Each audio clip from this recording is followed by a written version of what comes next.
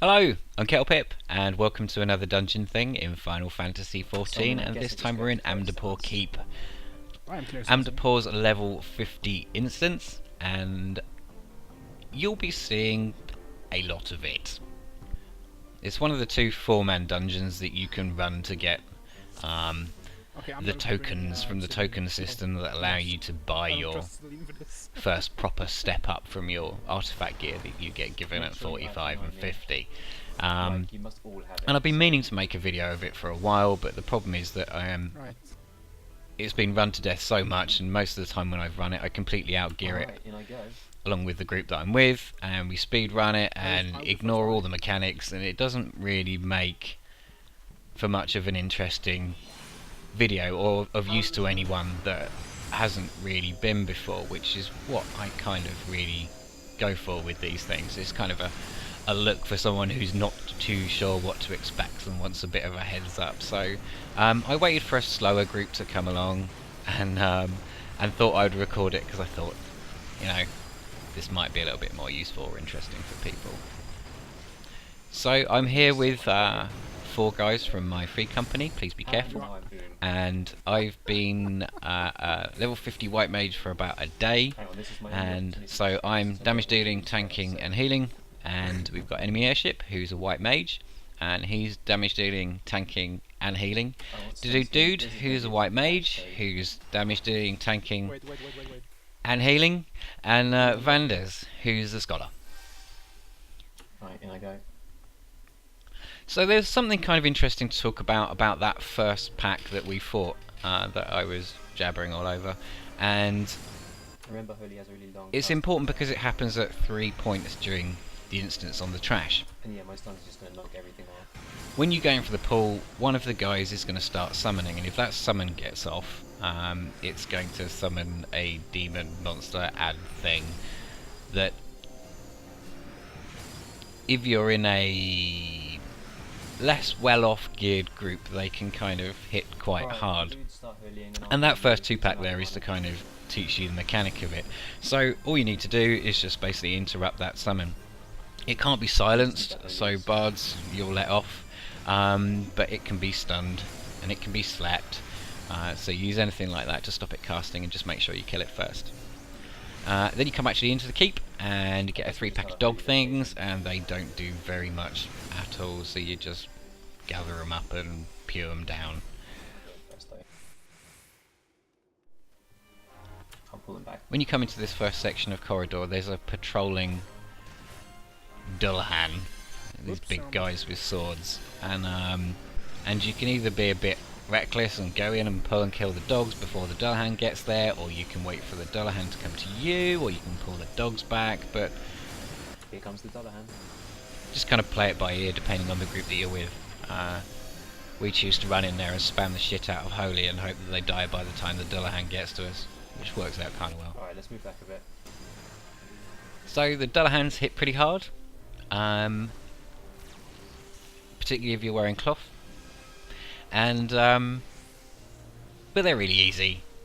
The most dangerous ability is a big ground targeted thing on the ground that you can easily get out of. If you're a warrior, they're really susceptible to Holmgang.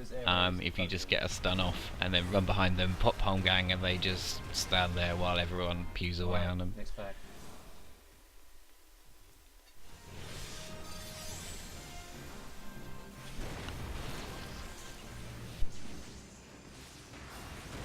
So after a couple of Dullahans, you come up on the first 3-pack of followers, and this is where you put into use what you learnt on the very first pack in the instance. One of them is going to start to summon, so you just need to make sure it gets interrupted, that summon doesn't go off, and it's useful if it dies first.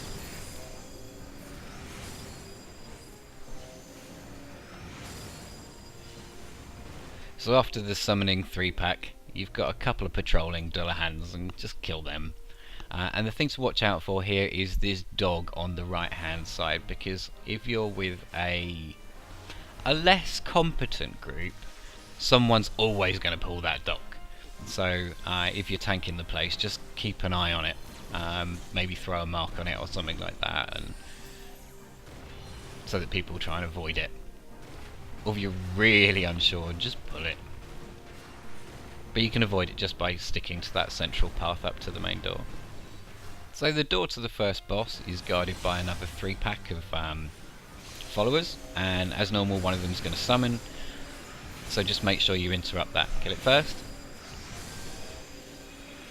Oh, this is where someone usually aggroes that dog. And off to the left, along that wall, if you avoid a patrolling Dullahan, there's a chest. And in the chest there's always a Demon Wall mini pet, which you can go and pick up if you like. So you run through the door and there you are, you're at the first boss, which starts off with a single Lunatic Priest. Just run in, pick him up, and he will just start to pew away on your tank, and he'll also drop AoE circles on the ground to avoid. But at 50% or so he'll run in and start summoning the boss proper.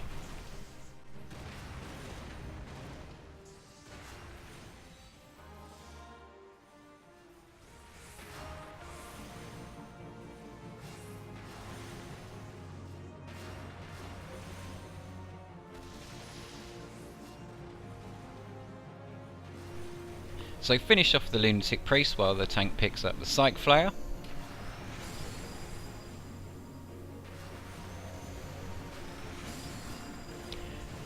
And then just start pewing away on the Psych Flare. He has several casts that he does. Canker and Water are basically, you just let them go through and on the tank. There's a Mind Melt ability, which is basically AoE on the group, so that's a really good thing to interrupt. And he also does an ability called Void Thunder, which he'll stay in place while he's casting, and cast it in front of him. So if you're tanking the Psych Flare and he's casting Void Thunder, just run in behind him, and then when he's finished, run back in front of him. He'll summon these marionettes throughout the fight. If you've got a more competent tank, they might pick up the marionettes, but generally a lot of groups will just let the marionette wail away on the DPS until it's dead. But if you just focus them down, they die in no time. So you just switch between the marionettes and the Psych Flare. So as you can see, off to the corner of the left of the screen, the Psych Flare has summoned a massive golem thing, which proceeds to march up and down the main room, which is the reason you bring the boss over to the side of the room. You don't have to come over to here necessarily, you can come over to any side, just try and stay out of that central area. And the golem will do massive AoEs on the ground that you need to avoid, and that's pretty easy. You just reposition yourself as he's coming up and down the room, and if you actually use one of these pillars that are around the room, you can line of sight the thing totally anyway and avoid it. No! Hold on. So the fight is essentially interrupt and avoid the abilities on the Psych Flare, kill the marionettes as they spawn, and avoid the big AoEs from the golem that's going up and down the room, and that's essentially it.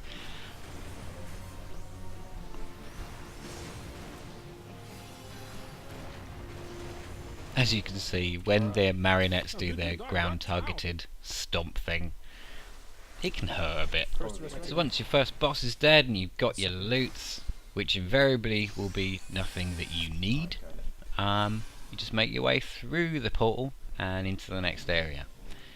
And the next packs you get to fight are gargoyles, and probably one of the more useful things for videos like this for people that haven't seen the place before. That when you run past the statues, they spawn, and they can come as a bit of a surprise if you haven't been here before. But once they're up in the tank, they're no problem. And throughout this central section you're going to get packs of Houndlights and Brontators.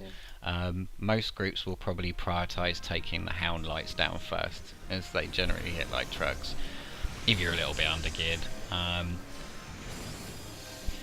But we choose to just get in there, spam Holy, and AoE them down.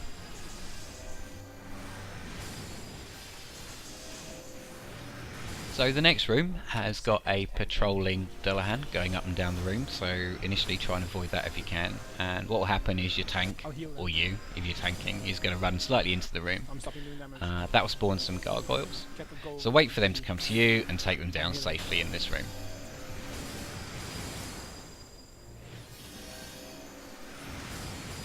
So the Dullahan in this room is totally avoidable. You don't need to fight it. And there's a treasure chest in here that's got a piece of jewellery in it. So just avoid the Dullahan and run on through, and you've got another one of these sets of gargoyles. In the next room there's a pack you can avoid, and a chest around to the right hand side. So generally what you do is hug the left hand wall, someone will run off and go and loot the chest. Yes, you can. So now you're on the final stretch to the second boss, and there's a Dullahan patrolling, which both groups will kill. There's a set of spawning gargoyles, which again can take you by surprise if you've not been here before. The first time I tanked this place, I might have run in on the next pack and also spawned the gargoyles and wiped my group, but yeah, might have happened. And there's a pack in the centre of the corridor that you need to kill.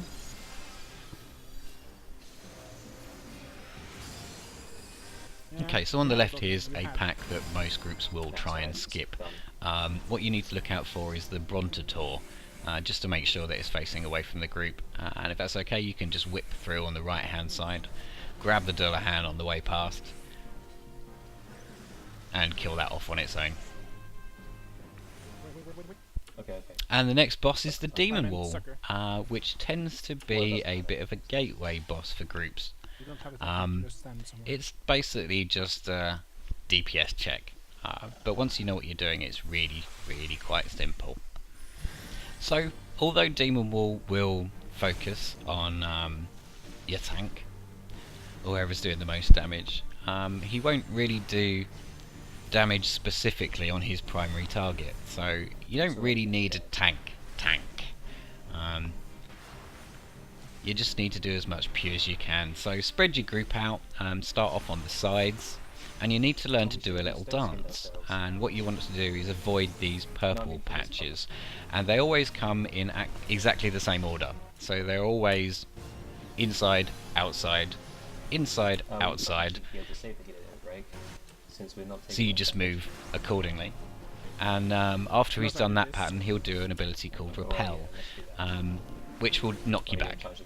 And if you're not stood in the centre of the room when he does the Repel, then you'll get knocked off the edge and die. So it's do the dance, do damage, get in the centre for Repel, and you're all good. After the second time he's done a Repel, which is just coming up now, he will summon 2 bees. And this is the bit that can be problematic for some groups. Once you kind of get a bit of gear and stuff, you can kill the wall before the bees even spawn, but if you're with a reasonably low DPS like the group that we've got, you can either use a limit break on them or just focus them down one at a time, but we just kind of gather them up, AoE them, and it's no big deal. But the thing to remember is that you still need to keep doing the dance and avoiding the purple patches. One really useful tip for Demon Wall is that the ability that he does do on people, Murder Hole, actually is kind of like a targeted AoE on a person. It's got splash damage, which makes it an awful lot easier if people kind of spread out. But a lot of groups tend to sort of clump up and run left and right, and everyone's taking Murder Hole damage, and that's where things tend to get a bit hairy, but not a difficult boss as long as you can do the dance. So with the boss dead, go through the portal, and you've probably got what is one of the harder hitting packs in the instance. You've got a Soul Collector, a Smolenkos, and a Houndlight.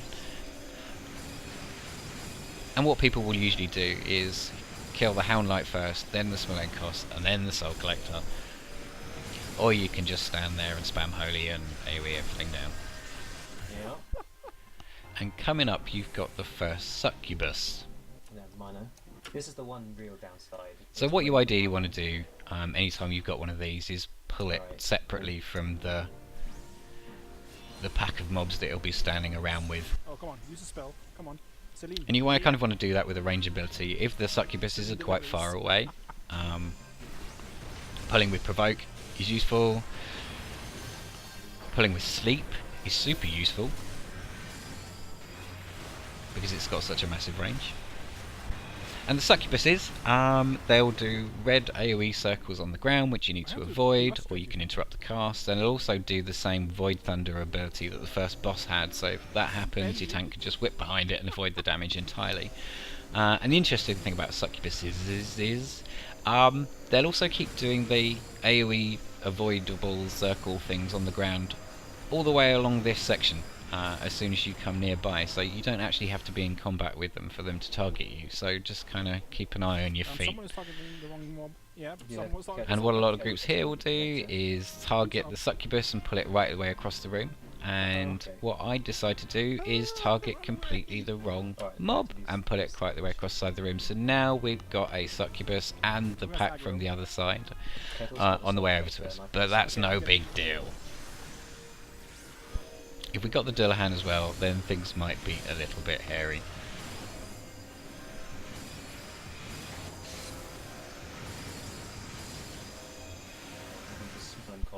So this might be the dullest stretch of the dungeon, and you've got patrolling Dullahans, and you've got packs of Smellenkosses on the other one. It's mine. And you kind of just have to chew your way through them as you make your way through to the last boss. That was I ninja pulled one of the packs from further along. I probably saved us some time. I was being helpful. Hang on, I'm gonna pull So this pack here with 2 Houndlights, a Soul Collector, and a Succubus can be a little bit problematic sometimes. An awful lot of groups, particularly if you're going to pick up, you'll end up fighting all of them. But if you can, you just want to pull the succubus out away from the other 3 first. Sleep pulling is actually a really useful thing here, because the succubus usually hangs around quite far away and out of range, but the range of sleep really helps. But if you do happen to pull all of them, just focus down the succubus first. Or you can just run in and AoE the crap out of everything. Whichever works for you. It kind of works for us.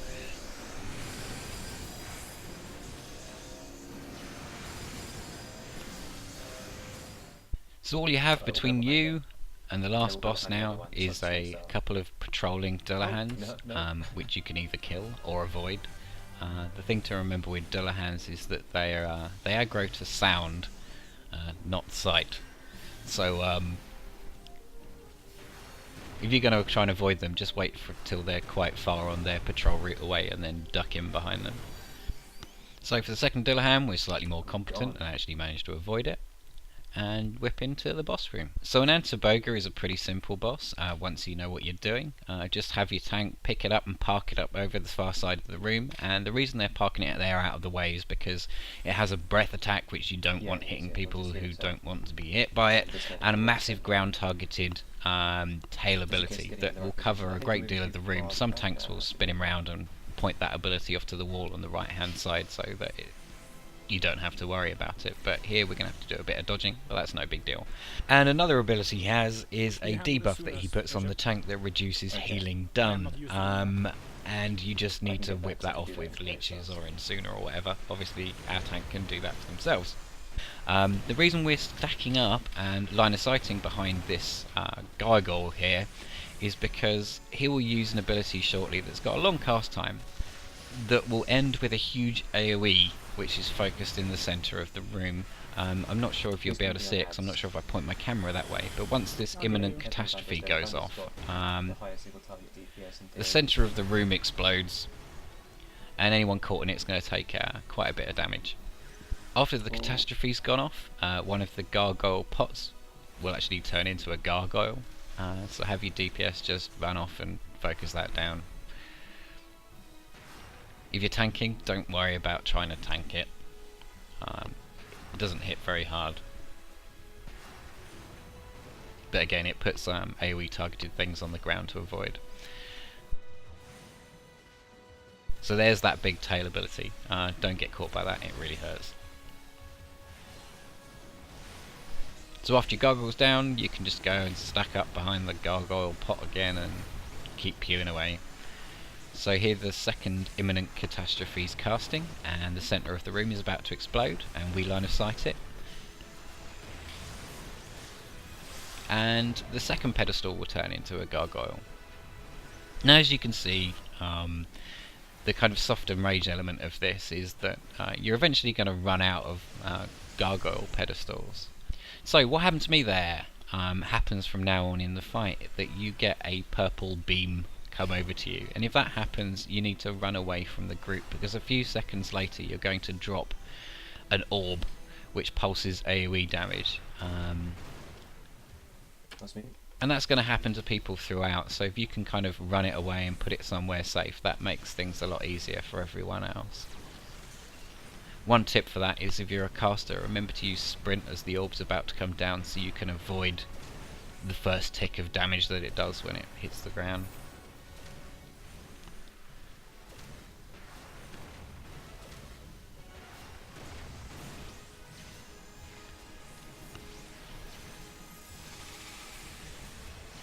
So imminent catastrophe goes off, and our third gargoyle spawns, leaving us with just the one left. Banders.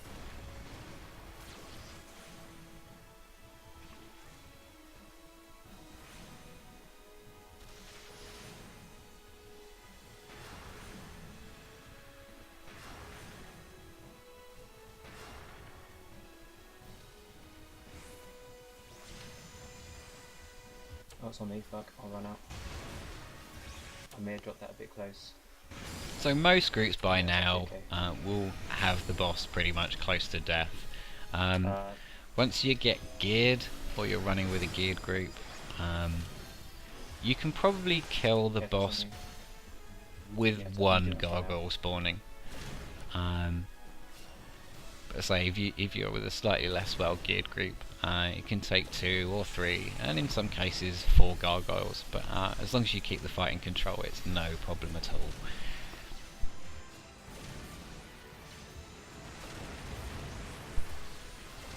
There we go, dead boss, and Amdapor Keep clear.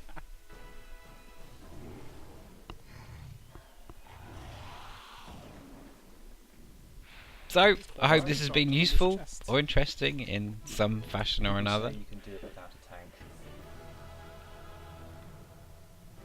You can do it with 4. Thanks for watching, and I'll see you next time. Bye bye.